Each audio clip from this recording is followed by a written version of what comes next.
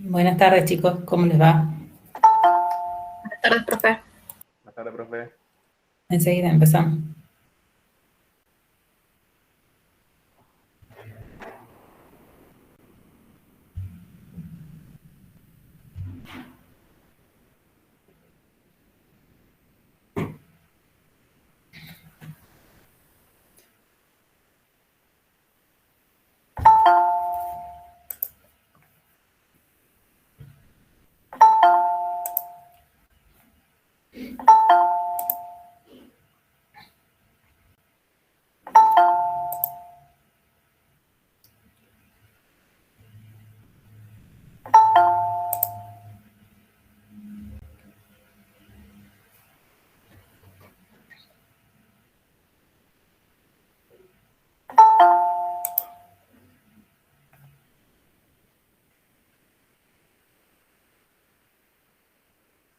Bueno, buenas tardes a todos. ¿Cómo les va? Ahí vamos a empezar la clase de teoría. La que corresponde a hoy es sistemas de control de procesos para variables. ¿Sí? ¿Me confirma si están viendo la presentación? Sí, profe, sí se ve. Bueno, voy a grabar.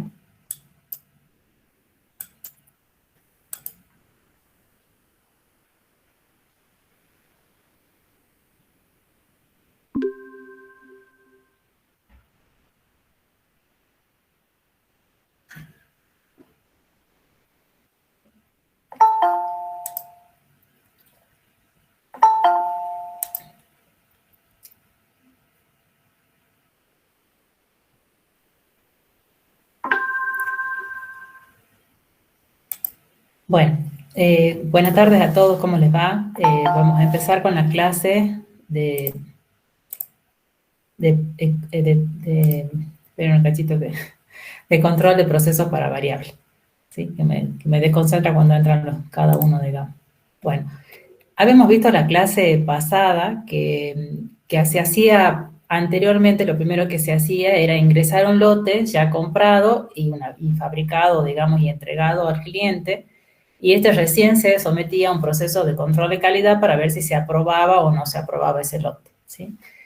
Cuando, bueno, fue evolucionando el tema de la calidad, digamos, lo que se hizo fue hacer un sistema de control de procesos para variables, es decir, durante la producción de las unidades de lo que estamos haciendo, lo que se va haciendo es midiendo ciertas características de calidad.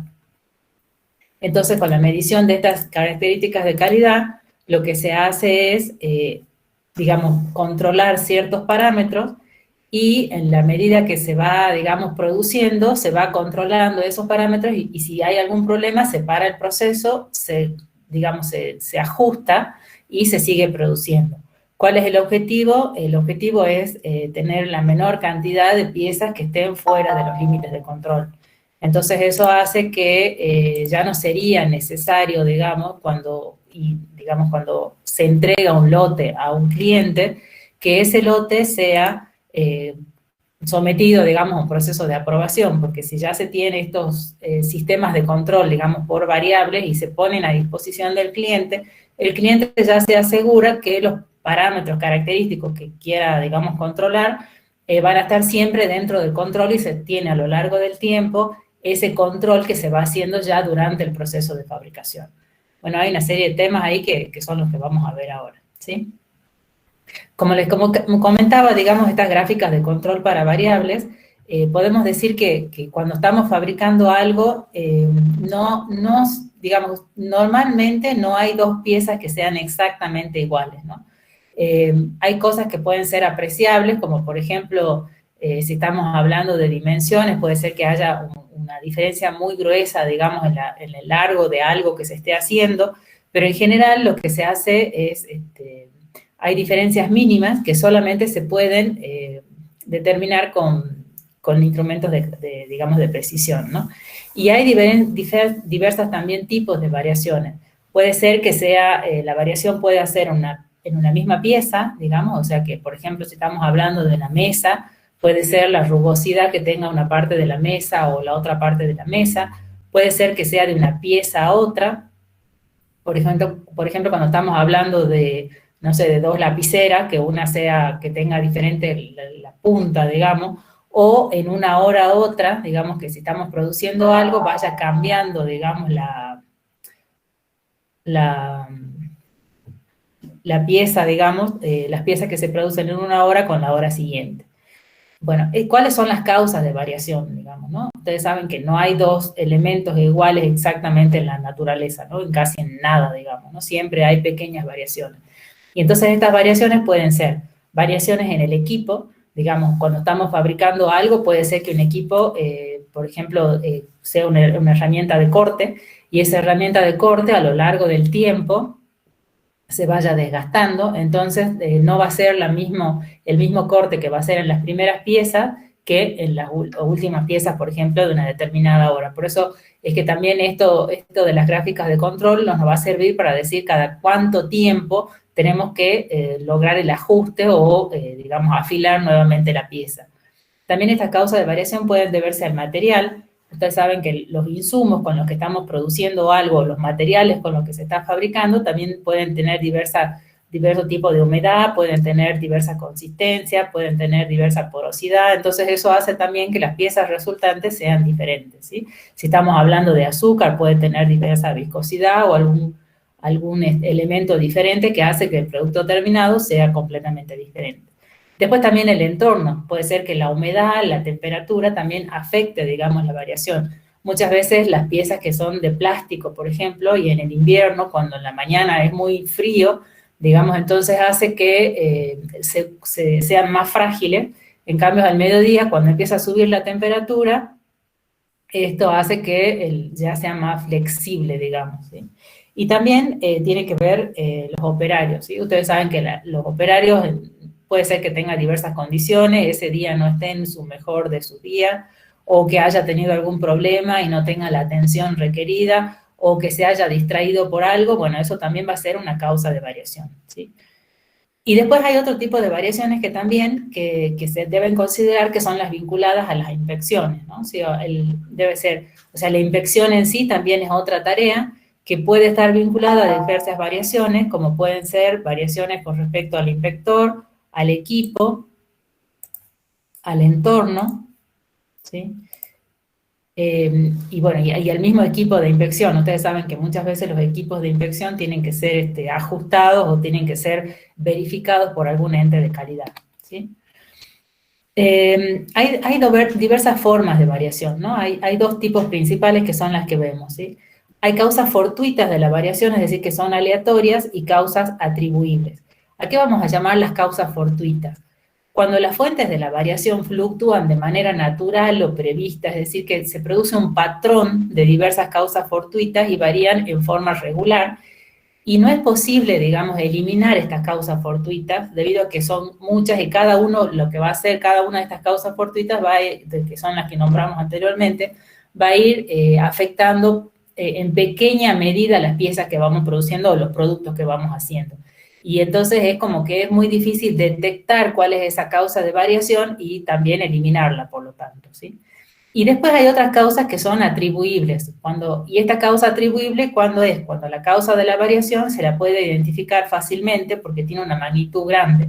Es decir, por ejemplo, si se corta la luz y estamos produciendo determinadas piezas y las piezas que están saliendo obviamente son defectuosas y tienen un gran defecto, digamos, algo que se sale fuera de los límites de control, ya estamos sabiendo que ese corte de energía eléctrica lo que hizo fue afectar el producto resultante. Entonces, esas serían causas atribuibles. Las causas atribuibles entonces van a ser cuando la causa que está produciendo esta variación es muy grande y afecta en gran magnitud. En cambio, las fortuitas son todas estas pequeñas variaciones que hemos visto por diversos motivos, en los cuales cada una va afectando en muy pequeña medida. Y bueno, también hace por eso que sabemos que en la naturaleza no hay dos piezas exactamente iguales, pero cada una de estas causas fortuitas, digamos, va influyendo en muy pequeña medida en las variaciones de una pieza con otra, ¿no? Y no las podemos anular, digamos, siempre va a haber esta variación, ¿sí? Lo importante es que esta variación sea dentro de determinados límites, lo cual no pasa con las causas atribuibles. Las causas atribuibles normalmente se salen fuera de los límites de control Y entonces estamos sabiendo que esas piezas defectuosas que están fuera de los límites de control tienen una causa que ya podemos identificar. O sea, lo importante es identificarla para poder resolverla, ¿sí? Para poder saber qué es lo que pasó y parar el proceso, ajustarlo y seguir produciendo piezas que estén dentro de estos límites de control. ¿Hasta ahora me van siguiendo? Sí, profe. Bueno. Pues yo no les hablaba de cuáles eran las formas de estas variaciones, o sea, cómo vamos a medir estas variaciones de las piezas, digamos, ¿sí? Fíjense que, espere que esto está, fíjense que ¿cómo vamos a ver? Vamos a poder identificar, digamos, ¿no? Primero lo que se hace es, a lo largo del tiempo, por ejemplo, se toman determinadas muestras, y en el eje de las Y lo que se va midiendo es determinada característica de esas muestras, ¿sí? Entonces, esas muestras tenemos por una media y después un límite de control superior y un límite de control inferior. Esto que vamos viendo acá son los promedios de las muestras que vamos tomando. Es decir, que en la hora, por ejemplo, en el minuto 0, en el momento 1, tomamos una determinada cantidad de muestras, hacemos, digamos, un promedio de esas muestras y ese es el número que representamos. En la hora 2, por ejemplo, si estamos definiendo que vamos a medir la característica que definamos, se toma otra muestra, se hace el promedio y se mide nuevamente y se grafica ese punto, ¿sí? Y así sucesivamente, ¿sí? Entonces, a lo largo del tiempo, fíjense que en cada hora nosotros vamos tomando las muestras, midiendo la característica, haciendo el promedio de esa cantidad de muestras que definimos tomar y los representamos en el gráfico. Fíjense que en la hora 3 ya uno de los parámetros, el parámetro que estamos midiendo, se salió fuera de los límites de control. Entonces acá lo que hay que hacer es identificar cuál es la causa, bueno, ya vamos a ver qué es lo que se hace, pero identificar cuál fue la causa que hizo que se salga fuera de control, puede ser, como les decía, un corte de energía eléctrica, puede ser un cambio de operario, puede ser diversas cuestiones. Lo que hay que hacer es parar el proceso, digamos, ajustar este valor y volver y seguir, digamos, con el proceso de producción, ¿sí? Entonces, como tenemos que cada punto va a representar el promedio de valores de ese grupo que estamos tomando y corresponde a una medición de un determinado subgrupo y un atributo que vamos a definir como que sea característico que queramos medir, ¿no? El valor central, como les decía, es el promedio de los puntos graficados, ¿sí? Este va a ser el promedio de los puntos graficados y sería como la media de la población, es un valor de referencia, sería la media de lo que estamos produciendo, ¿sí? Y los límites superiores y los límites inferiores son los máximos y mínimos que no deberían superar ese desempeño, ¿sí? Registran la variación en calidad, pero no o sea, son límites aceptables de variaciones de calidad. Es un registro gráfico que mide el desempeño y muestra si un proceso es estable o no, ¿sí? Entonces, estos serían los valores del límite de control superior, que es el UCL, y el límite de control inferior, que es el LCL, por upper y lower, ¿no? Y estos se conocen también como las gráficas de Schuher, ¿sí? Si los ven en alguna bibliografía, ¿sí? Entonces, asociado también a esta gráfica que se mide los valores medios, también hay otra gráfica que es la del rango, que es la gráfica R, que lo que hace es medir la dispersión de los valores. Entre las muestras que nosotros tomamos, por ejemplo, tomamos 4 muestras, este R es la diferencia entre el máximo valor y el mínimo valor, y eso es lo que se va graficando, ¿sí? Entonces, a la vez que se va tomando la media, lo que se va tomando también es la dispersión, ¿sí? Como la diferencia entre el máximo y el mínimo, y también se va graficando en un gráfico donde tiene un límite de control superior y un límite de control inferior. De la misma manera que cuando uno de los puntos sale fuera de los límites de control, bueno, hay que buscar la causa atribuible, volver el proceso y seguir, digamos, con Profe, la... Sí. ¿dijo ya cómo se define el límite superior y el No, inferior? no, todavía no dije. Hay fórmulas para hacer eso. Solamente primero lo que quería comentarle es qué eran los gráficos de control, digamos, ¿no? Ahí por eso, lo principal es saber que hay un gráfico de control de X medio y un gráfico de control de R medio, ¿sí? Ahora lo que vamos a ver a continuación es cómo definir esos límites de control, cómo se buscan, cómo se hacen. Ahí están tabulados, ¿no? ¿Sí? Entonces, bueno, los límites de control lo que hacemos es establecer un control superior, un UCL y un límite inferior LCL. lo que tenemos que saber es que el 99,7% de los valores están comprendidos entre estos dos valores, entre el mínimo y el máximo, con los desvíos estándares, ¿no? Basado en esto, podemos decir que casi todos los valores, o sea, solamente el 0,03% de las muestras están fuera de estos límites. El resto tiene que estar adentro y buscar una dispersión. Si vemos la curva de la normal, acuérdense que si hablamos de un más menos mu, digamos, ¿sí?, de la desviación estándar, es un 34% de los valores están entre menos 1 y más 1, ¿sí? Entre 2 sigma sería entre menos 2 y 2, y entre menos 3 y 3 sería el 99,7. O sea que fíjense que entre menos 3 sigma y más 3 sigma está comprendido el 99,7% de todos los valores, ¿sí? Fíjense que las gráficas de control vamos a tener, por ejemplo, si la media es 15, el X medio es 15, el UCL, digamos, sería 20 en este caso, y todo lo que está por acá afuera sería la variación natural, que son causas asignables presentes en las operaciones. Lo que está entre el más menos 3 sigma sería la variación natural, que son las causas fortuitas presentes, ¿sí?, que tiene que ver mucho la administración, digamos. Esto tiene que ver también con decir que se considera que entre el 80 y el 85% de las variaciones son debidas a la administración o al sistema, a la maquinaria, a la infraestructura, y no son atribuibles al operario. Solamente el 15 o el 20% se debe a la operación, o sea, como que hay una parte muy importante de influencia entre lo que es la máquina en sí, las líneas de producción, o cómo sería la infraestructura ya de producción en sí de la pieza, ¿sí? Y solamente, por eso es importante esto, porque no se puede decir que el operario tenga toda la incidencia, digamos, en esta variación, sino tiene mucho que ver en sí la infraestructura, o sea, cómo estamos produciendo, cuál es la maquinaria disponible para hacerla, cuál es el material que está ingresando. Digamos, hay muchas cuestiones que influyen mucho más que el operario en sí, ¿sí? Y bueno, y esto un poco para ver cuáles son los objetivos de estas gráficas de control, ¿no? Lo primero, bueno, obviamente es mejorar la calidad, o sea, es una excelente técnica porque fíjense que de esta manera vamos midiendo a medida que se va desempeñando el proceso, vamos midiendo las características de calidad y de esa manera podemos saber cuál es la calidad resultante de nuestro producto. Después, definir la capacidad del proceso.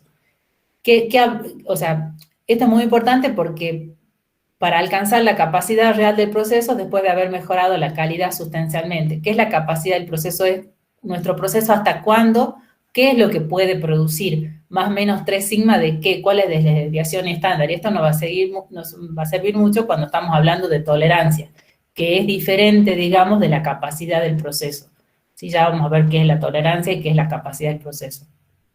Y después tomar decisiones relativas a las especificaciones del producto, es decir, nuestro producto va a ser comprado. O sea, nosotros nos podemos ofrecer, digamos, como proveedores de determinados clientes que pidan determinadas especificaciones, ¿sí? Entonces, nuestro producto cumple o no con estas especificaciones, ¿sí? El proceso de producción mantiene, digamos, mantener el control y decidir cuando existe un patrón natural de variación, y si no, tomar acciones y encontrar y eliminar estas causas que son asignables, ¿no? Y después de productos recién elaborados, cuando ya estamos elaborando algo y sabemos, digamos, que un proceso estuvo fuera de los límites de control, bueno, nos va a ayudar a decidir si lo liberamos para entregarlo o lo reprocesamos o si lo pasamos a otra fase, ¿sí? O directamente si lo separamos y no lo entregamos porque sabemos que está teniendo problemas de calidad, ¿sí? Bueno, ahora vamos a ver cuál es el procedimiento para implementar estas gráficas de control. Primero, como les decía, definir la característica de la calidad que vamos a medir. O sea, no se miden todas las características de un producto, sino solamente se mide algunas, si no sería muy costoso. Sobre todo se mide aquellas que sean más representativas de la calidad del producto final, ¿sí? Después, elegir un grupo racional, ¿sí? Reunir estos datos, que sería un poco lo que me estaban preguntando, calcular el límite central de ensayo y los límites de control, y definir la línea central revisada y los límites de control y lograr el objetivo, ¿sí? Esto es como que es cíclico, ¿no? Entonces, primero era definir la calidad de la característica de la calidad que queríamos medir. En general, todo lo que lo tenemos que medir son las variables, tienen que ser una característica mediable y expresable mediante números, ¿no es cierto? Entonces puede ser longitud, masa, tiempo, corriente eléctrica, temperatura, sustancia o intensidad lumínica, o variables derivadas de ellas como la potencia, la velocidad, energía, presión, digamos. Se elige, como les decía, la característica más representativa del proceso, ¿sí? Después, el segundo era elegir el subgrupo racional, digamos. Los datos representados en las gráficas de control están constituidos por subgrupos racionales. Un subgrupo racional es la variación que se produce dentro de ese mismo, se debe solamente a causas fortuitas. O sea, cuando sacamos una muestra, por ejemplo, de 4 elementos, la variación entre uno y otro solamente es por causas fortuitas, digamos, ¿no? O sea, pequeñas variaciones, ¿sí? Y se pueden elegir las muestras, pueden ser en un momento definido o próximo entre sí. Por ejemplo, se sacan 4 muestras consecutivas de una línea de producción, o si no también en un lapso determinado. Por ejemplo, se producen muestras que se guardan en un almacén y se eligen 4 muestras al azar de esos elementos que se fueron producidos en un periodo de tiempo, ¿sí? Puede ser, digamos, dependiendo del producto o dependiendo del tipo de proceso que tengamos, cualquiera de estas dos alternativas, ¿sí? No hay una regla, digamos, también para la frecuencia de la toma de datos, ¿no? Pero sí lo que se trata de hacer es ver que se tome a lo largo del tiempo. Por ejemplo, primero se define que si se va a ajustar el proceso cada hora, bueno, entonces cada hora lo que se hace es ir sacando estas muestras, ¿sí? Si es cada 2 horas, bueno, dependiendo si el proceso ya es estable o está dentro de los límites de control, se puede hacer más espaciado, digamos, las tomas de muestras, ¿sí? Pero en general, primero se trata de ir tomando muestras bastante frecuentemente, siempre también teniendo en cuenta que esto implica mano de obra adicional, o sea, como que tiene que ir un operario o alguien del control de calidad, tomar las muestras, hacer las mediciones y, bueno, y recolectarlas, digamos, en algún proceso, digamos, ¿no? Como para irlas teniendo en cuenta y poder ir graficando, ¿sí? Hay una norma, digamos, que es el estándar 414 para determinar el tamaño requerido de la muestra, ¿sí? Y hay, bueno, en este caso, fíjense, tienen el tamaño del lote que se va a producir y el tamaño de muestra.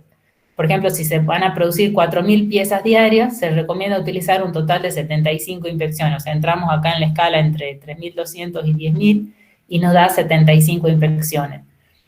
En el caso de que el subgrupo conste de 4 elementos, vamos a formar 19 grupos, que sería 75 dividido 4, o sea, más o menos 19 grupos, ¿sí?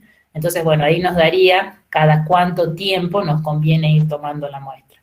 Pero en general, es lo que se hace es tomar, digamos, a lo largo del tiempo, en un periodo determinado, cada 30 minutos, cada hora, y eso se saca un subgrupo racional que les decía, o sea, que sean 4, 5 o más elementos, ¿sí? Bueno, acá estamos hablando también del tamaño de la muestra o subgrupo, que es lo que les decía recién, ¿no?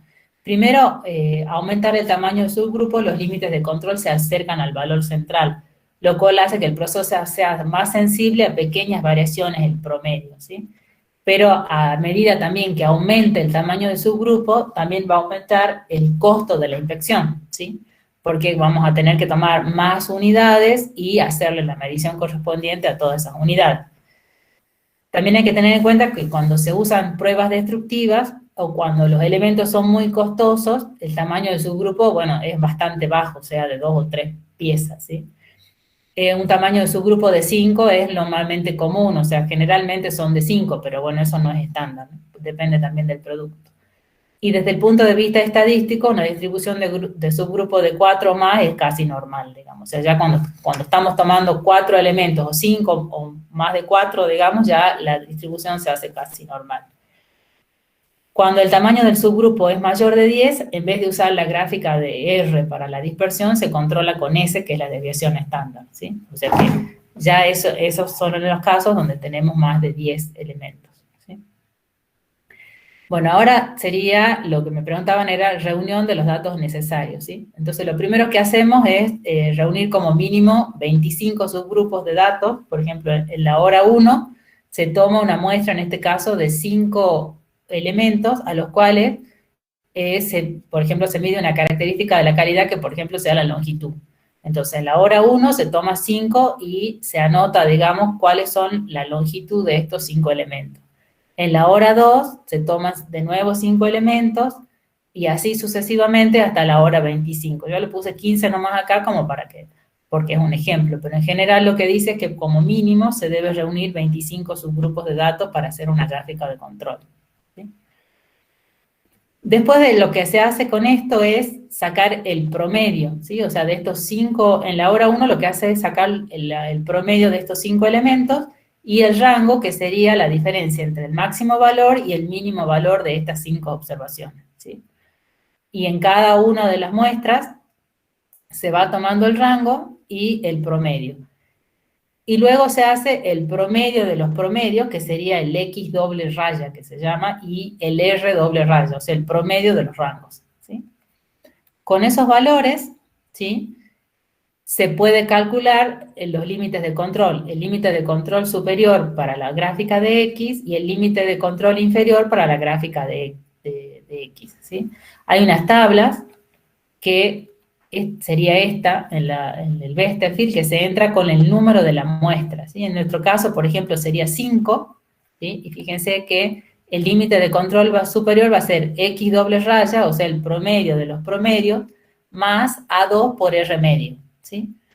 Y el límite inferior sería X doble raya menos A2 por R medio. Entonces, bueno, acá hay una simplificación de la tabla, que sería esta. Entonces entraríamos con 5 muestras, fíjense, buscamos A2, ¿sí?, que sería el valor que iría acá. En este caso sería 0,577. Y el otro sería menos 5,77 por el R medio, ¿sí? Y entonces de esa manera calcularíamos el límite superior para X y el límite inferior para la gráfica de X medio. Lo mismo para los límites de control con R. El límite superior sería D4 por R medio o D3 por R medio. Si vamos a la tabla, fíjense que sería D4, que estaría acá, D4 y D3. Sería 2,14 y 0, ¿sí? Entonces, con esos valores entraríamos y sacaríamos los límites de control para R también, ¿sí? ¿Les queda claro esto?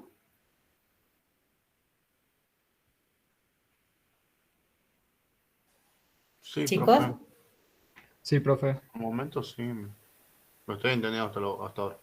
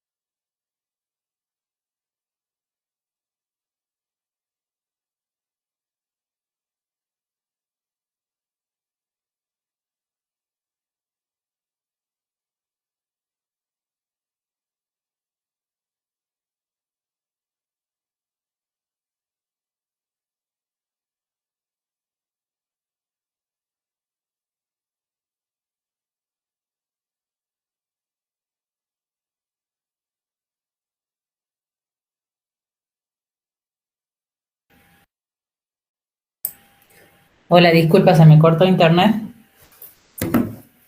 Me gustaría saber hasta dónde habíamos quedado, porque la verdad que no sé cuándo se cortó la comunicación.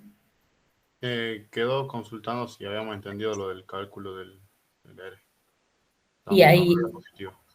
¿y sí entendieron? Hasta ahí yo entendí. No sé. Bueno, ¿alguien tiene alguna duda? Voy a presentar de nuevo.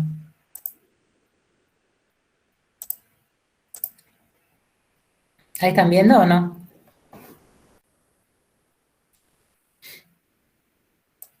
Sí, ahí ya se ve. Ahora sí. Bueno, entonces sí vimos esta parte, ¿no es cierto? Donde teníamos la tabla del libro y entrábamos con el número de observaciones de la muestra, o sea, el número de la cantidad de muestras que sacamos cada hora, y de ahí podemos sacar los valores de A2, de D3 y de D4. ¿Sí? ¿Está claro? Sí. ¿Sí? Bueno. Entonces, ¿qué hacemos después? Graficamos, ¿sí? Entonces, lo que vamos haciendo es el primer valor, que era, fíjense, en la muestra 1 el promedio era 10,7 y el rango 116. Entonces, bueno, acá lo que hacemos es primer valor es 10,7, más o menos por acá, y el rango, que sería 0,16, ¿sí? Entonces, lo que vamos haciendo es graficando cada uno de los puntos, y en esta gráfica, bueno, se calcula, el límite superior sería de 10,85 y el límite inferior sería de 10,6, ¿sí?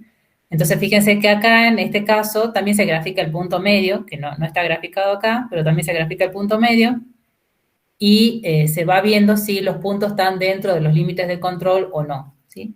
Esto sería la gráfica de X medio, del valor medio, y esta sería la gráfica de R, donde en R el límite superior es de 0,46 y el límite inferior nos da 0, ¿sí? Porque, bueno, todos los valores que tienen determinado valor menor de una determinada cantidad de muestras da 0. Y bueno, fíjense que acá en el R hay uno de los puntos que está fuera de control, ¿sí? El resto está dentro de los límites de control, ¿sí? Hasta acá, ¿cómo van?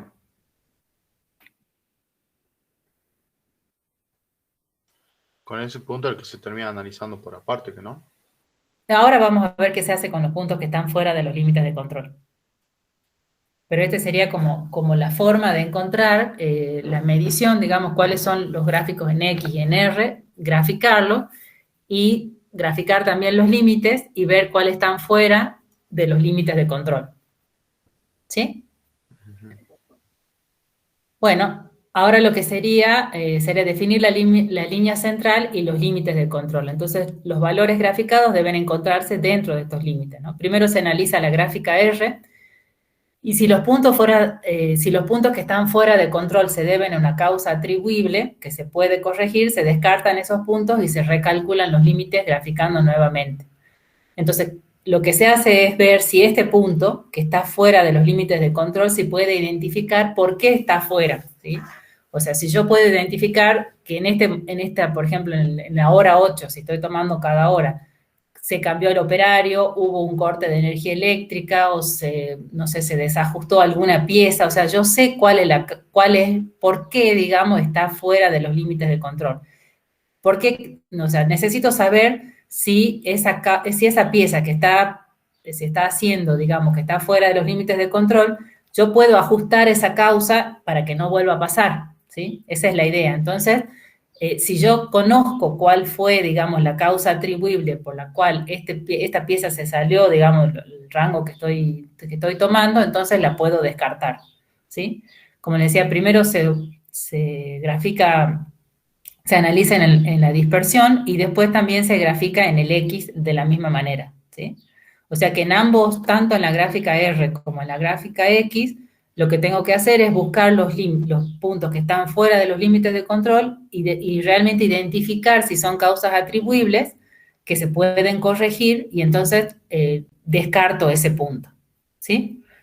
Una vez que se descarta ese punto, bueno, para descartar el punto, normalmente en la bibliografía se descarta el punto para ambos gráficos o solamente a veces se descarta para que está fuera de control, pero eso es como convencional, digamos. En general se descarta para ambos gráficos, ¿sí? Y al descartarse, nuevamente se calcula, o sea, yo a este, por ejemplo, este punto 8 lo descarto para la X y para la R, y se recalcula de nuevo, digamos, con los mismos valores, con los cuales estos límites van a variar un poco porque ya no van a tener en cuenta estos outliers, ¿no? ¿Sí? ¿Hasta acá cómo vamos?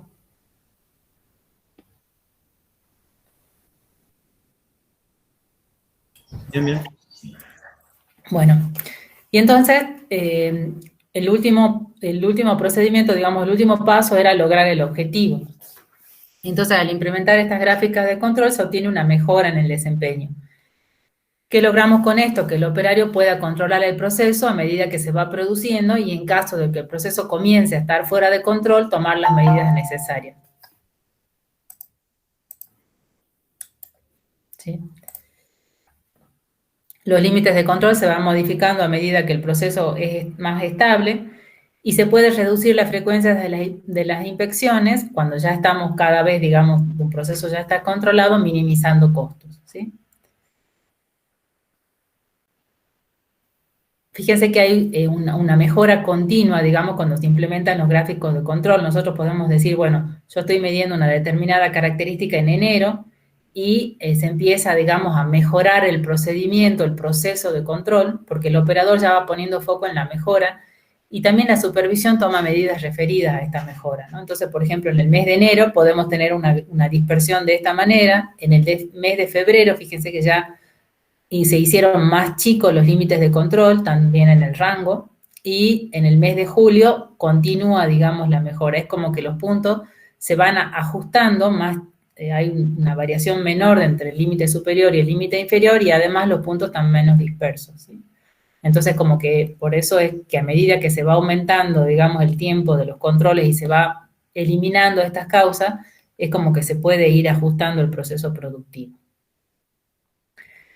Bueno, también les comentaba que en vez de tomar el R como medida de la dispersión, se puede tomar la desviación estándar de la muestra, ¿no? Entonces, esto se hace cuando los subgrupos son de 10 o más, ¿sí?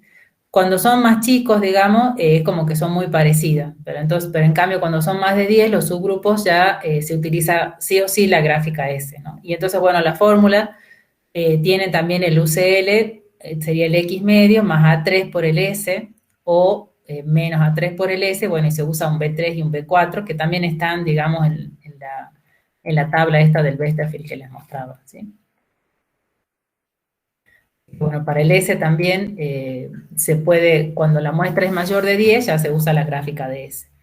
Y bueno, y el proceso es exactamente el mismo, ¿no? Entonces se va buscando los puntos fuera de los límites de control, se descartan si son de causas atribuibles y se va ajustando el proceso, ¿sí? Una vez que llegamos al estado de control, digamos que el proceso está dentro del control, es cuando ya se han eliminado todas las causas asignables y los puntos de las gráficas de control siempre permanecen dentro de los límites, ¿sí? Y el porcentaje de distribución de los puntos sería, como les comentaba, un 34% está entre más menos sigma, un 13% adicional en el otro sigma y un 2,5% en el resto, ¿sí? O sea, es como que hay la mayor concentración de puntos, digamos, está dentro del 34 más menos, ¿sí? Y bueno, el 64 era, o 65, y después el 97, ¿sí? Es como que fíjense que también es la cantidad de puntos que tienen que estar en cada uno de los signos, ¿no?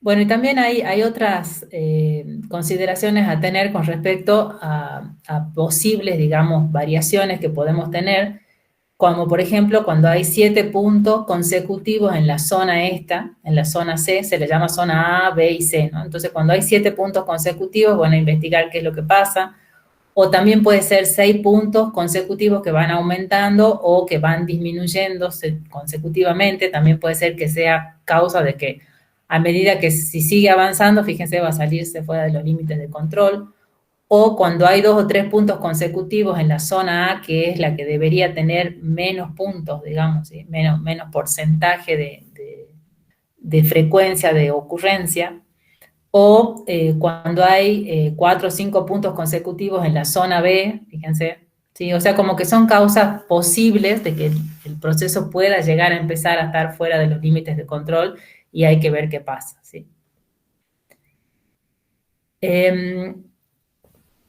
También en este caso lo que estamos haciendo también se puede monitorear para analizar condiciones fuera de control.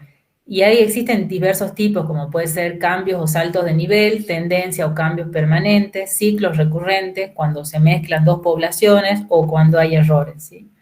Entonces, por ejemplo, cambios o saltos de nivel, puede ser que estemos haciendo un ajuste al proceso intencional o no, o cuando tenemos un operador, por ejemplo, en esta parte hay un operador y cambia desde este momento para adelante a otro operador. Entonces, como que los puntos, evidentemente, hay un cambio, digamos, un salto de nivel en X o en R, ¿sí?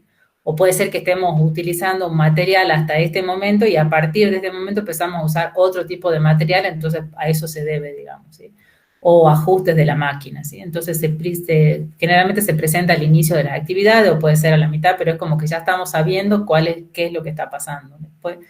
Después puede ser tendencia o cambio permanente del nivel, fíjense que puede ser desgaste de la herramienta o deterioro del equipo, o cambio gradual de temperatura o humedad, o aceleración de la viscosidad en un proceso químico, o acumulación de virutas en un proceso. Fíjense que es como que empezamos en esta parte y empezamos a subir, a subir, a subir, a subir, y es como que hay un cambio o tendencia permanente de nivel, o sea, como que tiene una tendencia. Entonces, bueno, estas son las causas posibles de lo que esté pasando. También puede ser ciclos recurrentes, puede ser efectos estacionales en el material que llega o efectos de la variación de la temperatura del día. Fíjense que es como una sinusoide, ¿sí? Es como que, por ejemplo, a la mañana estamos en esta parte, al mediodía que la temperatura se eleva, empieza a bajar y después a la noche empieza a subir y así sucesivamente, ¿no? Puede ser rotación periódica de operadores o todo evento que sea diario o semanal. En general, son causas que cuando vamos viendo un patrón diferente, un patrón determinado, bueno, pueden deberse a esas causas, ¿no? Después también que sea una mezcla de dos poblaciones, ¿sí? Puede ser grandes diferencias en la calidad del material, o sea, pusimos dos materiales diferentes y que se estén mezclando, entonces como que hay una gran dispersión de los datos, ¿no? O dos máquinas diferentes, estuvimos sacando muestras de algún lugar y se mezclaron, digamos, dos máquinas diferentes, o grandes diferencias en el método o equipo de pruebas. Y después también errores, ¿no es cierto? Equipos de medición que pueden estar descalibrados, errores en los cálculos, errores en el uso del equipo de pruebas o tomar muestras de diferentes poblaciones. Bueno, estas son como causas posibles a variaciones que también hay que ir analizando, ¿sí? Hasta acá, ¿cómo vamos? Bien, profe. Bien, bueno. Ahora lo que vamos a ver es un poco para que nos ubiquemos qué estamos haciendo, digamos, ¿no? Por ejemplo, hay una variedad, como yo les comentaba, hay valores individuales y valores promedios, ¿sí? Normalmente los valores promedios se grafican con una línea punteada y los valores individuales una línea continua. Fíjese que si tomo los valores individuales de esta muestra, yo tengo 84 muestras, o sea, como que en vez de contar, acuérdense que yo sacaba una muestra de 4 elementos y hacía el promedio, ¿sí? Que serían, la muestra de 4 elementos estaría acá, porque serían los valores individuales, y el promedio estaría incluido acá.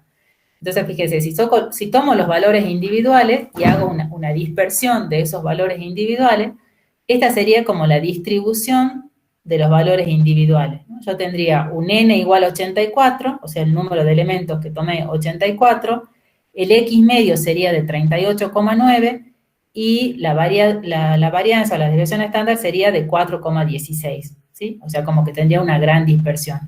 En cambio, los valores promedio, fíjense que yo tengo un n igual a 21, ¿sí? Después el x medio, bueno, sigue siendo el mismo porque sería la media de todos los valores, sería 38,9, pero la desviación, digamos, la dispersión de los valores sería de 2,77. Fíjense que la dispersión del x medio es sigma dividido a la raíz de n, por eso es bastante más chico, ¿sí? Y entonces, fíjense que el 3 sigma acá, el más menos 3 sigma, es mucho más grande, tiene una amplitud mucho más grande que los valores promedio. Por eso es que se toma en general los valores promedio, y además otra cosa importante, que no importa si uno de los valores promedio, digamos, de los valores individuales, excede, digamos, los límites de control. En general lo que se hace es tomar esa muestra, sacar la media y esa media, digamos, ese promedio que se está tomando, se considera que es representativa de los valores, digamos, de las tendencias de la muestra, ¿sí? Entonces es como que generalmente se trabaja con los valores promedio, pero porque tiene menor dispersión que los valores individuales, ¿sí? Bueno, ahora vamos a hablar también de lo que son los límites de control, o sea, los límites de control y las especificaciones. Son dos cosas diferentes. Los límites de control son los límites de control de nuestro proceso, ¿sí? O sea, qué capacidad de proceso, o sea, piezas, en qué, digamos, límites de más, menos 3 sigma podemos producir, ¿no? Y entonces los límites de control se establecen en función de de los promedios de los valores que teníamos. Y las especificaciones son las variaciones permisibles del tamaño de la parte, por lo que son para valores individuales. Las especificaciones tienen que ver con la tolerancia, ¿sí? O sea, cuando nosotros compramos o nos están pidiendo, o sea, pedimos cotización de algo, nos dicen, bueno, la tolerancia para, por ejemplo, el diámetro de algo es más o menos 3 milímetros, ¿sí? Eso es lo que nos pide el comprador. Y el límite de control es lo que la empresa es capaz de producir, o sea, es capaz de producir una media más o menos un determinado valor. Entonces son diferentes los valores, ¿sí? Entonces nosotros tenemos una especificación superior que se llama USL, ¿sí? O UTL, digamos, depende de la bibliografía, que tiene que ver con la tolerancia, el límite superior de tolerancia, y una especificación inferior que tiene que ver con la tolerancia, que es LSL o LTL, ¿sí? Y nuestro proceso productivo, fíjense, va a tener una distribución de valores individuales y una distribución de valores promedio con más o menos 3 sigma, donde va a estar nuestra media, nuestro límite de control superior y nuestro límite de control inferior, ¿sí?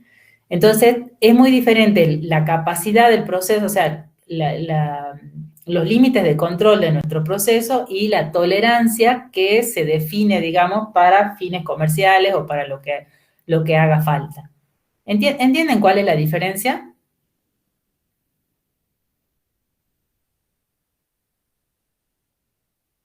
¿A mí me lo podrías repetir de nuevo, por favor? O sea, lo que la empresa fabrica, digamos, tiene que ver con la capacidad del proceso. ¿Cuáles los valores máximos y mínimos de sus límites de tolerancia, digamos, los valores superiores y los límites, el valor inferior, no de tolerancia, sino de capacidad del proceso, ¿sí? Los límites de control. O sea, la empresa produce de acuerdo a determinados límites de control, o sea, entre valores máximos y valores mínimos, ¿sí? Una cosa son los límites de control y otra cosa son la tolerancia, ¿sí? Vieron que, por ejemplo, se vende algo o se hace una cotización de algo y dice, bueno, tiene que medir 10 milímetros más o menos 0,2 milímetros, ¿sí? Cuando uno compra algo en una empresa, siempre tiene que especificar cuál es la tolerancia que puede tener esa medida, ¿sí? Eso es lo que se establece como requerido dentro de la ingeniería de diseño de algo, ¿sí? En cambio, la empresa lo que va a hacer es producir bajo determinados límites de control, ¿sí? O sea, su capacidad de producir algo tiene que ver con más o menos una variación que está definida por su proceso de producción. ¿Entienden? Sí. Entonces, el límite de control siempre va a estar por debajo al de la tolerancia. No, hay relaciones que ahora vamos a ver cuál es la relación óptima, digamos, para esto, pero lo importante es saber que la empresa produce bajo determinadas condiciones con límites superiores y límites inferiores para su medida, ¿sí? Para medir algo.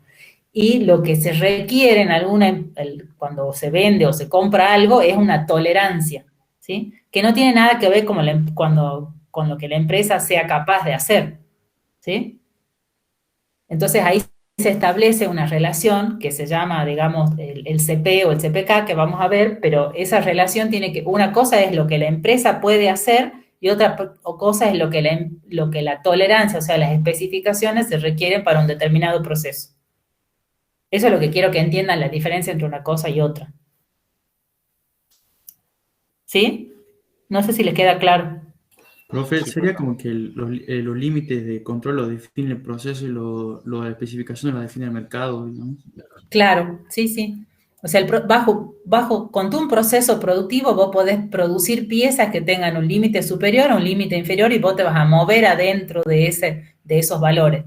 Ahora, el mercado, alguien que te pide un producto que vos estés produciendo, te va a pedir determinadas especificaciones, más o menos una tolerancia, ¿sí? ¿Está claro? Sí. ¿Sí? Bueno, ahora obviamente depende, porque puede ser que vos no produzcas estas piezas según la tolerancia que te están pidiendo, que esos son los casos que vamos a ver ahora. Pero es importante ver la diferencia entre una cosa y otra. Una vez, digamos que, ahora vamos a ver lo que es capacidad del proceso y tolerancia, ¿sí? La capacidad real de un proceso no se puede calcular hasta que las gráficas de X y R han logrado obtener su mejora óptima y estén bajo control. O sea, lo que tenemos que hacer es que nuestras gráficas de X y R estén bajo control, sea un proceso controlado, ¿sí? Y la capacidad del proceso se mide como 6 sigma, ¿sí? O sea, nosotros necesitamos saber el más menos 3 sigma, que nos incluía el 99,7% de los valores, ¿sí? Y esto es cuando el proceso ya está bajo control estadístico. Recuerden que nosotros podemos sacar, digamos, el sigma, porque en definitiva nosotros estamos usando la desviación estándar de la muestra. Si usamos las gráficas de S, tendremos que dividir para sacar el sigma S medio sobre C4, y de la misma tabla, esa que estábamos viendo hace rato. Y si estamos usando el rango, sería el sigma 0, sería el R medio sobre el D2, ¿sí? De la misma tabla. Y estos se definen como límite superior o inferior, que son el control del proceso. El C4 y el D2 están en las mismas tablas, depende del número de la muestra. Fíjense que acá está el D2, ¿sí? Y el C4 está acá, ¿sí? Entonces, nosotros en realidad lo que tenemos es la muestra, y para sacar el sigma, ¿sí? Recuerdan que nosotros no necesitamos una muestra, sino necesitamos lo de la población. Para sacar el sigma de la población se hace esa corrección con el C4 o con el D2, ¿sí? ¿Estamos de acuerdo? O sea, yo puedo sacar solamente este sigma cuando el proceso está dentro de los límites de control, ya está el proceso controlado. ¿Y cuándo va a ser eso? Cuando todos los puntos estén dentro de los límites de control y habiendo analizado todos aquellos que eran causas atribuibles y descartados. ¿Sí? ¿Está claro? Sí, profesora. Sí, profe. Bueno, de esta manera entonces yo puedo sacar los límites de control, yo puedo sacar los límites de control del proceso y necesito sacar el sigma. ¿Para qué necesito sacar el sigma? Para sacar el 6 sigma, esa va a ser mi objetivo para sacar, digamos, cuál es la capacidad del proceso. Fíjense que la capacidad del proceso se va a calcular como la diferencia entre la tolerancia dividido 6 sigma, ¿no? Entonces va a ser la tolerancia superior menos la tolerancia inferior dividido 6 sigma, donde CP es el índice de capacidad del proceso, ¿sí? Y UCL menos el LCL eran las tolerancias, que era la especificación superior menos la especificación inferior, y 6 sigma es la capacidad del proceso. Por eso es como que yo les comentaba hace rato que era muy, muy importante que sepamos cuál es la diferencia entre la capacidad del proceso, que es el 6 sigma, y la tolerancia, ¿sí? O sea, porque son cosas diferentes. Ahora, hay esta relación, digamos, obviamente, tiene que ver con determinadas características, porque, bueno, hay 3 casos posibles, ¿no es cierto? Esta capacidad del proceso puede ser, primero, que el 6 sigma sea menor que los límites de tolerancia. Puede ser que este 6 sigma sea exactamente igual que la tolerancia, o puede ser que el 6 sigma sea mayor que esta tolerancia, ¿sí? Ahora vamos a ver cada uno. Fíjense, si el 6 sigma, el caso 1, el 6 sigma es menor que la tolerancia. Fíjense, si nos representamos, acá teníamos los valores promedio, que son los que nosotros usamos, y los valores individuales, ¿sí? Y esta es la tolerancia, o sea que el 6 sigma, fíjense, el 6 sigma, ¿sí?, de los valores promedios que usamos, es menor, este valor 6 sigma es menor que la diferencia entre la tolerancia, ¿sí? Entonces, en este caso, fíjense que todas las piezas que estemos produciendo van a estar dentro de los límites de control, o sea, dentro de la tolerancia, ¿sí? Por más que alguna pieza, digamos, en la media se corra, nosotros vamos a entrar dentro de la tolerancia, ¿sí? En este caso sería el caso más deseable, que el proceso esté centrado, o sea, que el X medio sea igual para los dos, pero fíjense que acá tengo el 6 sigma y acá tengo la diferencia entre las tolerancias. Entonces, estos valores todos entran dentro de la tolerancia que están requiriendo, ¿sí? Esto sería deseable y después, bueno, si se corre la media del proceso, bueno, también estoy dentro de la tolerancia, o sea que no hay desperdicio. ¿Sí? ¿Lo ven a esto o no? Sí. ¿Alguno tiene duda? Eso ocurre tanto para el límite superior como el inferior, ¿que no?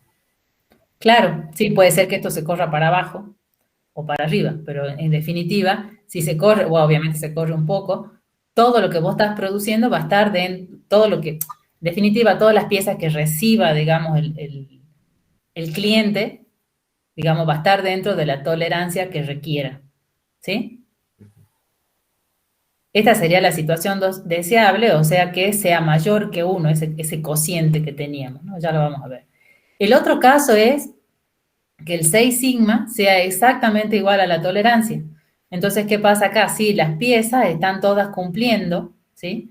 O sea, todos van a estar dentro de la tolerancia requerida, pero si la media se corre, fíjense que hay una pequeña variación con la media, bueno, hay piezas que van a estar fuera de control, digamos, va a haber desperdicio, o sea, se van a exceder la tolerancia requerida, ¿sí?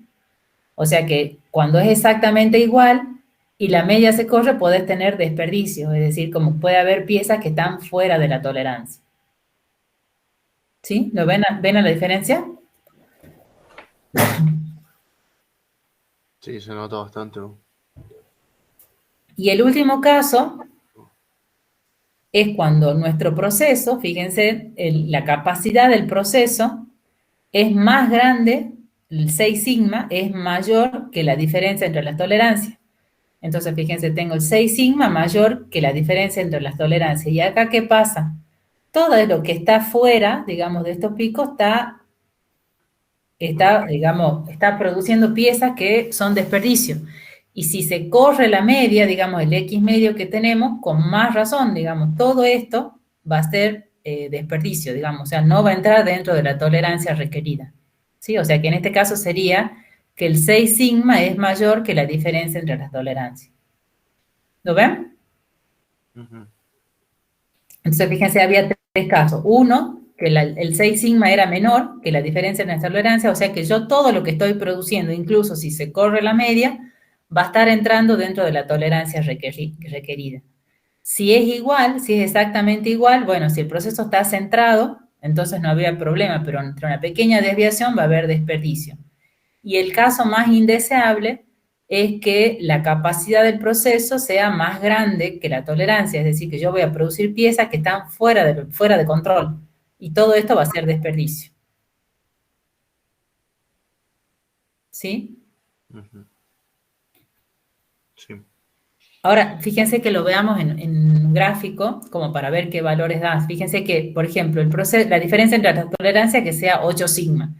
Y este caso, por ejemplo, tengo 6 sigma. Entonces, el CP, que es la capacidad del proceso, va a ser el UCL menos el LCL sobre 6 sigma. Como la diferencia entre las tolerancias estamos diciendo que es 8 sigma, fíjense, sería 8 sigma sobre 6 sigma me da 1,33. O sea, todos los valores mayores que 1 son deseables, digamos, ¿no? O sea, que ya este 1,33 es un valor medio estándar, digamos, que es bastante deseable en la industria que el CP de un proceso sea 1,33. Ahora, si es exactamente igual, fíjense que el CP igual a la diferencia entre las tolerancias sobre el 6 sigma, sería 6 sigma sobre 6 sigma es igual a 1. Es el límite, digamos, ¿no? Cualquier problema que tengamos o variación, vamos a empezar a producir piezas que estén fuera de especificación, que sean desperdicio, digamos. Y el último caso es que la diferencia de las tolerancias es más chica que la capacidad del proceso, que el 6 sigma. Entonces, fíjense que tengo el CP igual al UCL menos LCL, que es 4 sigma, que sería esto, dividido 6 sigma, entonces que me da 0,67. O sea que cuando la capacidad del proceso es menor que 1, el proceso no está controlado, o sea, el CP no es que no esté controlado, sino que yo estoy brindando piezas a alguien, digamos, a un cliente, que en definitiva me va a rechazar las piezas porque van a salir fuera de especificación. Todo lo que está por acá va a estar fuera de especificación, va a ser desperdicio. ¿Sí? ¿Lo entienden o no? Profe, una pregunta. Sí. ¿Los límites de tolerancia dijo que los define el mercado? Más que el mercado, la ingeniería del producto. Si vos estás hablando, por ejemplo, de una, no sé, de una tapa de algo, la tapa tiene que tener, por ejemplo, 20 no sé, 2 centímetros más o menos 0,2 milímetros, ¿sí? Y eso tiene que ver con la rosca de la botella, o sea, cuál es la tolerancia para que funcione bien la tapa, digamos, ¿sí? Es más, la ingeniería del producto en sí con eso se define la tolerancia, ¿sí? Es como que decir, bueno, yo necesito un tornillo o una arandela que tenga un orificio de 0,5 milímetros más o menos 0,1, ¿entendés? ¿Está claro o no? Sí, ahora sí. La tolerancia es la ingeniería, o sea, lo que te da es, para que el producto en sí funcione bien, o sea, tengas las especificaciones, o tape bien, o cierre algo bien, necesita una medida, más o menos, un valor determinado, que es la variación admisible, en definitiva. Eso te da la tolerancia. ¿Sí? Viste que cuando, no sé, vos compras algo o se ofrece algo, dice, bueno, yo necesito comprar, no sé, madera que tengan un espesor de 1 pulgada más o menos 0,1 milímetro, por decirte algo, ¿sí? Sí. Y la capacidad del proceso en general es cómo vos estás respondiendo a esa tolerancia, o sea, de acuerdo a tu control de proceso, ¿entendés? Porque fíjate que acá la capacidad del proceso es el cociente entre la tolerancia y el 6 sigma, que era tu límite de control, digamos, ¿no? ¿Sí? O sea, vos sos capaz de producir, que es lo que veíamos acá, que vos sos capaz de producir con una determinada variación, ¿sí? O sea, tus piezas van a ser producidas con determinada variación. Ese CP es la relación que vos tenés con tu control de procesos con la diferencia entre las tolerancias. ¿Sí? Bien, ahora sí. Gracias, profe. Dale. ¿Alguien más que quiera preguntar algo?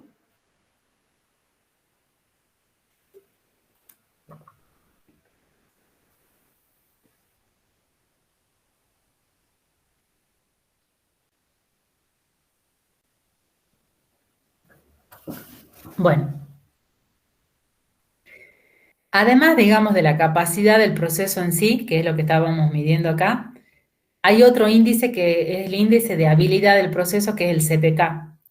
Y el CPK es un índice de capacidad que mide el desempeño en términos de valor nominal o objetivo. Tiene que ver con el X medio. El X medio, ¿se acuerdan que era la media de la población, digamos, de lo que nosotros estábamos midiendo? El X medio sería el valor medio, el mu. ¿Sí? Y este índice de habilidad muestra el grado de ajuste de las partes producidas dentro del margen de especificado en los límites de los diseños, ¿sí? Entonces, el CPK va a ser el mínimo entre la diferencia entre el X medio menos el límite inferior dividido 3 sigma o el límite superior menos X medio dividido 3 sigma. De esta manera se calcula el CPK. Y lo que nos indica este índice de CPK es si el proceso está centrado o no está centrado. Ahora vamos a ver unos ejemplos.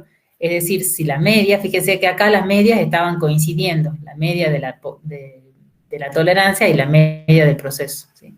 En cambio, si esta media del proceso se corre, es como que la campana va a ir para este lado, digamos, ¿sí? Que es lo que yo decía, la media, ¿cómo se mide la media del proceso? La media del proceso se ajusta normalmente en cualquier máquina, digamos. Entonces, como que en función de esa variación de la media, nos podemos correr o no de la distribución y eso es lo que nos interesa medir con el CPK.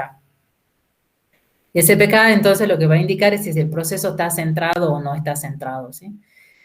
Lo que podemos decir que a medida que se producen piezas, una alteración en el equipo o en el sistema puede causar diferencias en el desarrollo de la producción tomando muestras diferentes. Y entonces como que se van corriendo, ¿sí? Las medias. Fíjese acá, a ver, acá les voy a poner así para que lo vamos viendo. Fíjense, por ejemplo, acá teníamos un proceso, este proceso está centrado, que es el ejemplo que veíamos recién, ¿no? El CP es igual a 1,33, ¿sí? Bueno, que era la diferencia que decíamos recién, ¿no? Entre 8 sigma y 6 sigma nos daba 1,33. Y el CPK, como está, digamos, centrado, también va a ser igual a 1,33. Si la media se corre, fíjense que en vez de estar acá, va a estar, en vez de estar acá, está acá. Entonces, el CP va a ser 1,33, va a seguir siendo igual, y el CPK va a ser igual a 1. ¿Ven? Entonces acá lo tengo. Fíjense que el CPK va a ser el mínimo entre 4 sigma y 3 sigma, porque era, ¿se acuerdan que era el límite, el X medio menos el límite inferior? Después era el X medio menos el límite superior, entonces sería 4 sigma menos 3 sigma, o 4 sigma menos 3 sigma, que da 1,33. Por eso en este caso, cuando está centrado el proceso, el CP es igual al CPK. Y en este caso, fíjense que tengo, sería 5 sigma, fíjense 1, 2, 3, 4, 5 sigma dividido 3 sigma, o 3 sigma dividido 3 sigma, que sería 1, 2, 3 dividido 3 sigma. Entonces, en este caso, el CPK es igual a 1, ¿sí? Entonces, el proceso no está centrado, ¿eh? Entonces, hay una diferencia, ¿sí? ¿Ven cómo se calcula?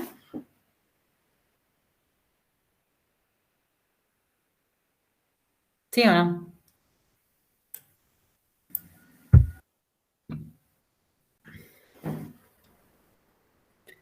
Sí, profe. ¿O quieren que repita? Bueno, este era el caso 1 que les decía que el CP era igual a 1,33, y bueno, tenemos, si un proceso está centrado, el CPK también es 1,33, y si el CPK no está centrado, bueno, en este caso pi de 1, es menor, siempre es menor el CPK que el CP. En el caso 2, donde el CP era igual a 1, o sea, teníamos 6 sigma dividido 6 sigma, es igual a 1, si no está centrado, bueno, no funciona. Va a ser, por ejemplo, sería 4 sigma, serían 1, 2, 3, 4 sigma dividido 3 sigma, o 2 sigma dividido 3 sigma, ¿sí? Entonces, sería 2 sigma, 1, 2 sigma dividido 3 sigma sería 0,66. Entonces, en este caso, el CPK sería 0,66. Y fíjense que esta parte está saliendo, sería desperdicio, o sea, estaría saliendo fuera de la tolerancia, ¿sí? Y en el último caso, donde el CP es igual a 4 sigma menos 6 sigma, que era igual a 0,67, fíjense que estos son los límites del LCL, ¿no? Y estos son los límites de tolerancia, y este es el 4 sigma, ¿sí? Entonces, acá tenemos 0,67, en este caso el CPK es igual a 0,67, y en este caso sería, cuando me corro, sería 4 sigma, 1, 2, 3, 4 sigma dividido 3 sigma, o 1 sigma dividido 3 sigma, que es 0,33. Fíjense que acá lo que se está saliendo como desperdicio es toda esta cola de la distribución, ¿sí? Entonces, bueno, esa sería la fórmula del CPK. Bueno, hay relaciones entre el CP y el CPK. Primero decimos que el valor de CP no cambia cuando cambia el centro del proceso. CP menor que 1 indica que el proceso no es capaz, que es lo que habíamos visto, ¿no? El CP igual a CPK cuando el proceso está centrado, que es lo que veíamos recién. El CPK es igual, siempre es menor igual que el CPK, el CPK siempre es menor igual que el CP. El CPK igual a 1 es un estándar, indica que el proceso está obteniendo un producto que satisface las especificaciones. Si el CPK es menor que 1, va a indicar que mediante el proceso se está obteniendo un producto que no satisface las especificaciones. El CPK igual a 0 indica que el promedio es igual a uno de los límites de las especificaciones. Y después vamos a ver un ejemplo. Y el CPK negativo indica que el promedio queda fuera de las especificaciones, ¿sí? Esa sería la relación entre uno y otro. Y bueno, por último, hay también formas de aplicar la distribución normal, digamos, para ver qué porcentaje de piezas hay de desperdicio y qué porcentaje de piezas hay que reprocesar. Y entonces lo veamos en un ejemplo. Esto es aplicación de la distribución normal, pero bueno, es aplicación a la parte de límites de control, ¿no? Fíjense que en este caso los pernos de los soportes de piezas tienen un diámetro de 12,5 milímetros, que más o menos es media pulgada, con una tolerancia de más o menos 0,5 milímetros. Eso es lo que me preguntaban. Es como que tenemos un diámetro especificado y más o menos 0,5 milímetros es la tolerancia que pueden tener el diámetro, digamos, de estos pernos, ¿sí? Si el proceso está centrado en 12,5 milímetros y la dispersión es de 0,02 milímetros, lo que queremos saber es qué porcentaje del producto se debe desperdiciar y qué porcentaje hay que reprocesar, ¿sí? Después también lo que queremos saber es cómo se puede cambiar el centro del proceso, o sea, cuánto debería ser mu, para eliminar todo lo que sea desperdicio, ¿sí? Y cuánto sería el reprocesamiento, o sea, cuál sería el porcentaje de reprocesamiento de piezas que tendríamos. Fíjense que esto, bueno, lo que se hace es calcular, fíjense, tenemos la media, ¿sí? Entonces tenemos la distribución normal, la media es en 12,5, el límite de tolerancia era más menos 0,5, o sea que sería 12,5 más 0,05 sería 12,55 el valor máximo. Y el valor mínimo sería 12,5 menos 0,05, ¿sí? O sea, estos serían los límites de tolerancia, el más y menos, ¿sí? Sabemos que Z es igual a X menos mu sobre sigma, entonces sería 12,45, si estamos hablando de este valor, menos 12,5, que es la media, dividido sigma, que era 0,02, ¿sí? La dispersión que teníamos en milímetros era 0,02. Esto nos da un valor de menos 2,5. Entonces, bueno, vamos a la tabla de la distribución normal, y para ese valor de menos 2,5 obtenemos un Z de un área, digamos, de 0,062, que multiplicada por 100 nos da un 0,62% de desperdicio. O sea que el desperdicio que vamos a tener, en este caso, van a ser el 0,62% de las piezas. Como la distribución está, como el proceso está centrado, digamos, también vamos a tener que reprocesar un 0,62% de desperdicio, digamos. O sea, una parte es desperdicio, porque, bueno, van a tener piezas más chicas y otras que tienen un diámetro más grande se pueden reprocesar. O sea, en este caso vamos a reprocesar un 0,62%, ¿sí? ¿Está claro hasta ahí? Sí, profe. ¿Sí? Bueno. Ahora la segunda parte del problema es, lo que queremos saber es si no vamos a desperdiciar nada, o sea, lo que queremos es correr la media para no desperdiciar nada y saber cuánto porcentaje de las piezas vamos a tener que reprocesar. Entonces, ahora nuestra incógnita es cuánto tiene que ser el mu para no desperdiciar nada, ¿sí? Si la cantidad, digamos, de desperdicio debe ser 0, entonces el área debería ser 0. Y cuando entramos a la tabla del normal, digamos, el valor, digamos, para Z, el valor del área de 0, digamos, más o menos corresponde a un Z igual a menos 3,59, ¿sí? Entonces el Z va a ser 3,59, el X sería 12,45, que es el valor para que tengamos desperdicio 0, nuestra incógnita es mu y la desviación estándar es 0,02. Con esto nos queda que la media va a ser 12,52. Fíjense que antes era 12,50, ¿sí? O sea, si nosotros corremos la media 0,52, ya no vamos a tener que desperdiciar nada, ¿sí? Ahora, queremos saber cuál va a ser el porcentaje para reprocesar, ¿sí? Porque como se corrió la media, entonces vamos a reprocesar mayor cantidad. Y entonces diciendo, bueno, X menos mu sobre sigma sería 12,55 menos 12,52, que es la nueva media, dividido 0,02, que era la desviación estándar. Y esto nos da un valor de 1,5, ¿sí? Que sería, digamos, el área 2, que sería esta parte, ¿sí? Nosotros tendríamos el área total, que es 1, menos el área 3, que sería esta parte, sería igual al área 2. Fíjense que sería 1 menos 0,9332, ¿sí? Que esto nos da un 6,68%. O sea que para no desperdiciar nada, vamos a tener que reprocesar un 6,7% de las piezas, ¿sí? Fíjense que cómo varía el tema. Antes, digamos, si el proceso estaba centrado, solamente desperdiciábamos un 0,62 y reprocesábamos un 0,62. Si no desperdiciamos nada, bueno, vamos a tener que reprocesar un 6,7% de las piezas, que es bastante, ¿no? Es bastante más alto el número, ¿sí? Esto es como una aplicación, digamos, al área de calidad de lo que es la distribución normal. ¿Está claro cómo se hace? Sí, sí, profe. Sí. Bueno.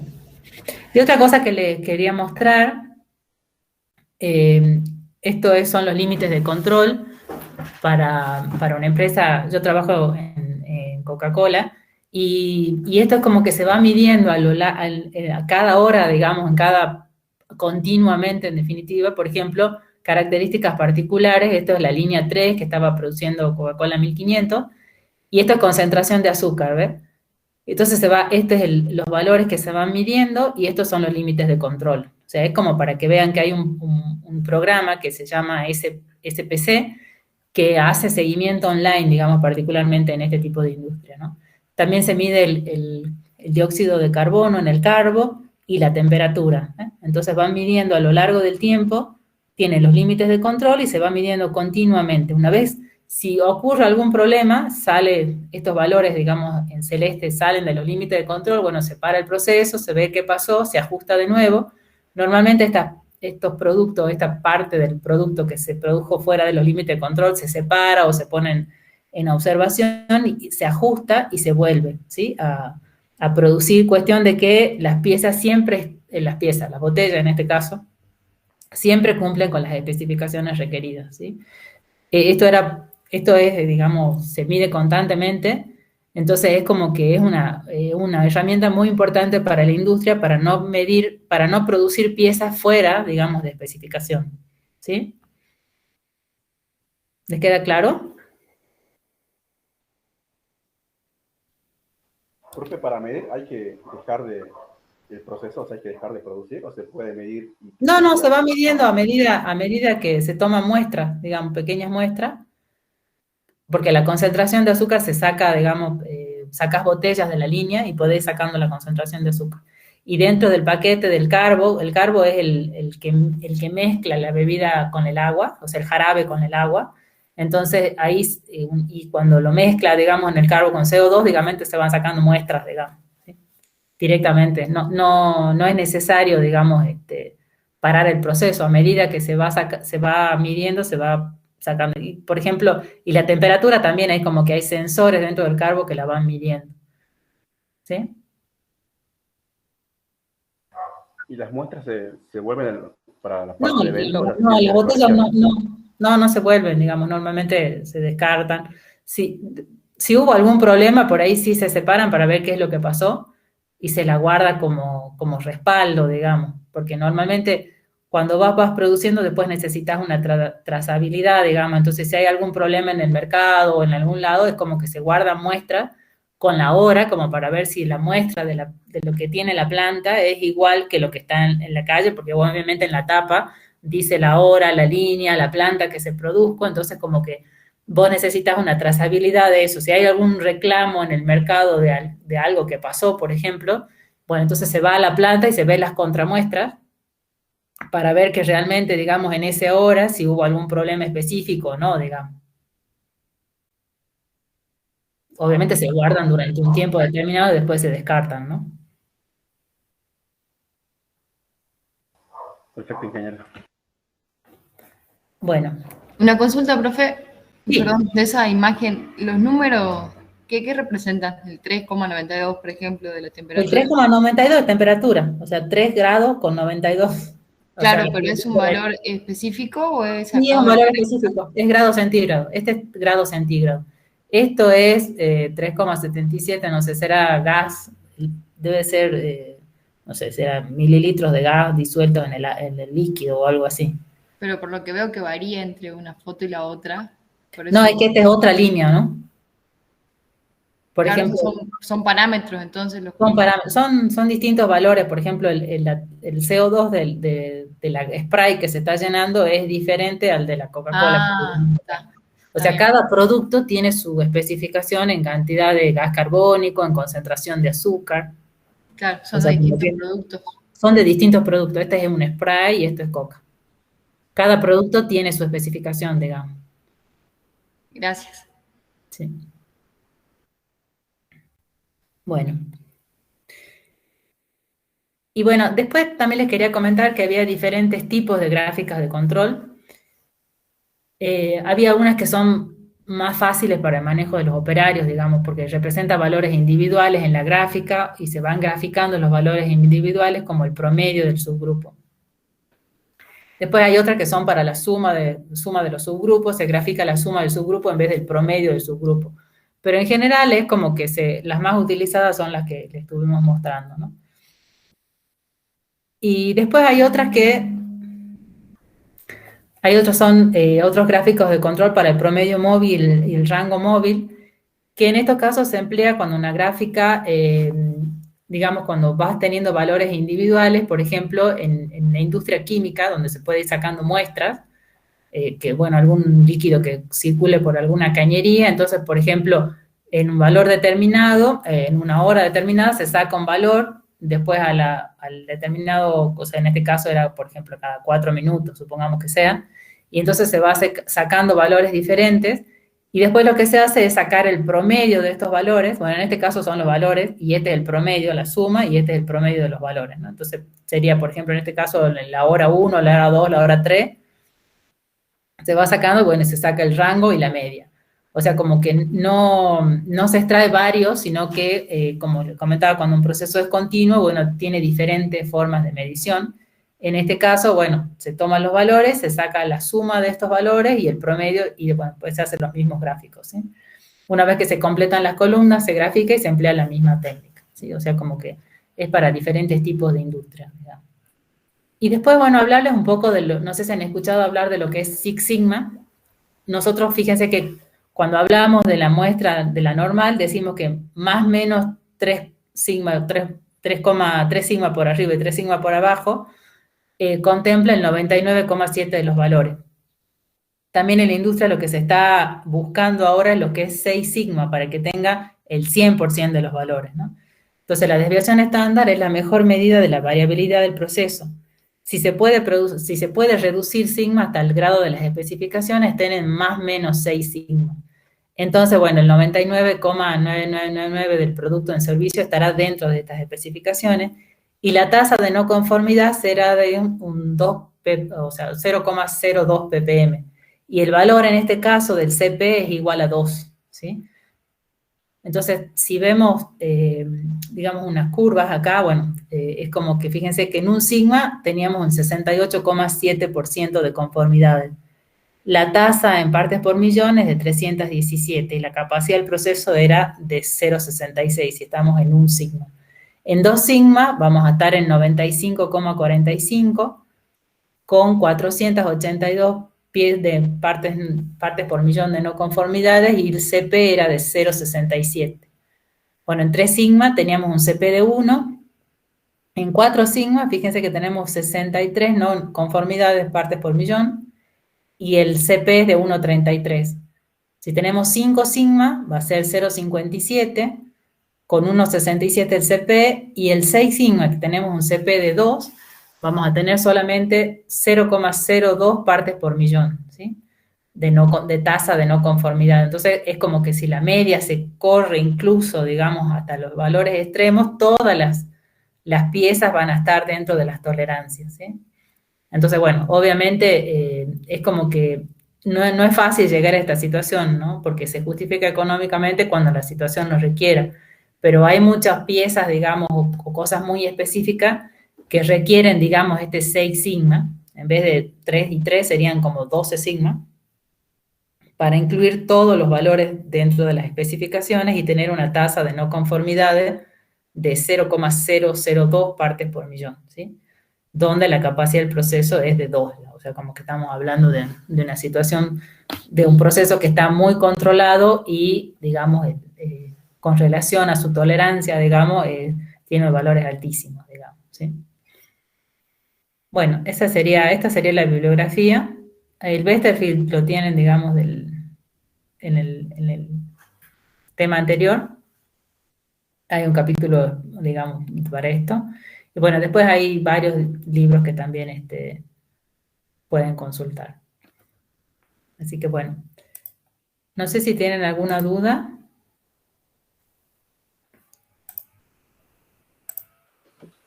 Yo por el momento no, profe. Bueno.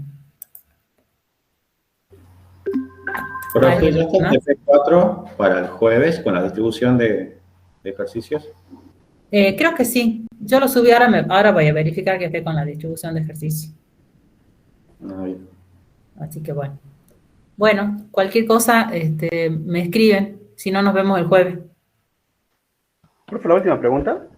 Sí, ¿La decisión entre reproceso y desperdicio es solamente de costo? O sea, ¿cuál es la que más me conviene?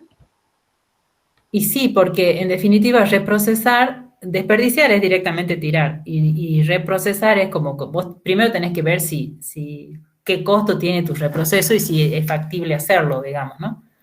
Pero bueno, podrías ver, digamos, en costo cuánto te sale desperdiciar y cuánto te sale reprocesar, digamos, y comparar los dos para ver si te conviene correr o no la media,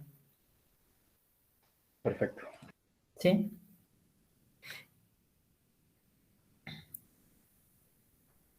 Bueno, ¿alguna otra duda? Recuerden que la semana que viene es el parcial, ¿no? El jueves, el primer parcial. Así que bueno, pero el jueves tenemos Profe, que... Sí, ¿cómo sería el parcial? O sea, los parciales son teórico-prácticos, digamos, o sea, como que tienen ejercicios de práctica, pero a la vez dentro del ejercicio se pide teoría, digamos. O sea, fundamentos teóricos. ¿Por qué estás haciendo algo, digamos? los ejercicios, por ejemplo, lo hacemos, lo podemos hacer con Excel y se lo mandamos, Sí. o cómo. Ah, sí, si te referías a esto, sí, si lo podés hacer con Excel normalmente, y además lo hacemos subir a la plataforma como para verificar, digamos, lo que estuviste haciendo, o sea, no solo el resultado, sino también cómo lo hiciste. Por ahí te equivocaste en la última operación y va a estar todo mal. No, la idea es que ustedes lo hagan en Excel y lo suban, digamos, como un archivo dentro de la plataforma. Y después nosotros se lo corregimos. Bien, bien. Sí, ese es el formato, digamos, con la modalidad virtual. Normalmente son varios temas, entonces, digamos, la idea es que no todos tengan los mismos temas y con diferentes ejercicios para que sean diferentes lo que tengan que resolver unos y otros. Bueno, Profesora, Sí, ¿entra hasta la clase? ¿Hasta qué clase entra? hasta esta clase entra. O Hasta sea, el esta trabajo semana. práctico que vemos el jueves también entra. Sí, hasta el trabajo práctico del jueves también entra. Profe, disculpe una consulta. Sí. ¿Existiera posibilidad de que nosotros, como los oyentes, podamos rendir como a modo de prueba de nosotros? Sí, pueden rendir, lo que sí no le vamos a corregir, o sea, Claro, no. nota, ¿no? Ah, Sí, yo creo que sí. Yo no sé si ustedes están en la plataforma, pueden rendir los coloquios, esas cosas o no. sí, con los coloquios estuvimos por lo menos. Sí, pueden rendirlo como para ejercicio, digamos. Perfecto.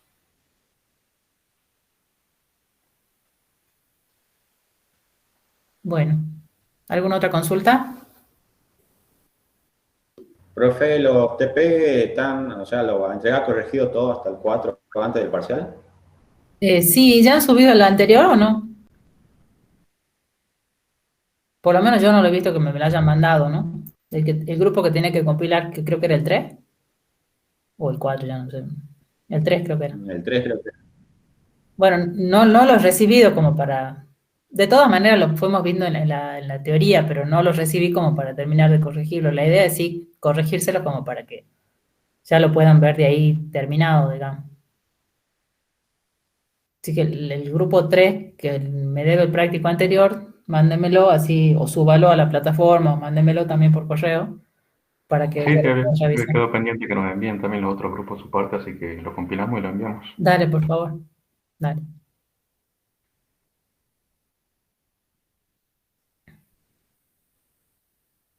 Bueno, ¿algo más? Bueno, nos vemos el jueves entonces. Gracias, chicos. Hasta luego. La profe, Hasta el Chao, jueves, profe. profe. Luego. Nos vemos.